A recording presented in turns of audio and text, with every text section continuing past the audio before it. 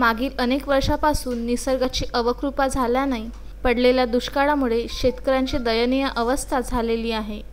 त्यांच्या बिकट परिस्थितीचा फायदा घेऊन त्यांचा कापूस कवडीमोल भावात खरेदी करण्यासाठी अनेक खासगी व्यापारी टपून बसले असल्याची सत्यता हेरून भीमराव केराम यांनी अनेक खेड्यांच्या केंद्रस्थानी असलेल्या वाई बाजार येथे CCIचे कापूस खरेदी केंद्र तात्काळ सुरू करण्याची मागणी विभागीय व्यवस्थापक महाराष्ट्र राज्य कापूस उत्पादक पणन महासंघ नांदेड यांना 10 ऑक्टोबर रोजी पाठविलेल्या पत्रातून केली आहे। आपल्या विधानसभा क्षेत्रातील शेतकरी शेतमजुरांसह सर्वसामान्यांचे प्रश्न व गेल्या 15 वर्षात रखडलेल्या विकास कामाचा अनुशेष भरून काढण्यासाठी भीमराव केराम अविरतपणे प्रयत्नशील आहेत। कोरोना काळात केंद्र सरकारने दिलेली आर्थिक मदत बँक खाते बंद पडल्याने मिळत नसल्याचे वास्तव जाणून त्यांनी केंद्रीय अर्थमंत्र्यांना विनंती केल्याने देशभरातील खातेधारकांची बँक खाती पूर्ववत सुरू झाल्याची बाब राष्ट्रीय स्तरावर गाजली होती। कोरोनाचे संकट नसते तर त्यांच्या दूरदृष्टीचा आपल्या मतदारसंघाला मोठ्या प्रमाणात फायदा झाला असता,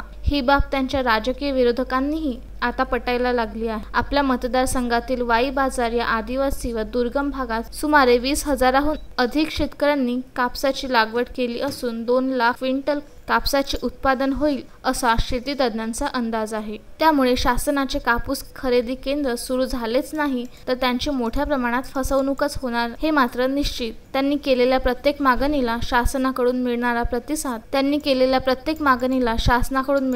प्रतिसाद पाहता याही मागणीला यश मिळेल अशी आशा पल्लवित झाल्याने बळीराजाच्या चेहऱ्यावर समाधान दिसून येत आहे। संजय घोगरे, विदर्भ न्यूज, माहूर।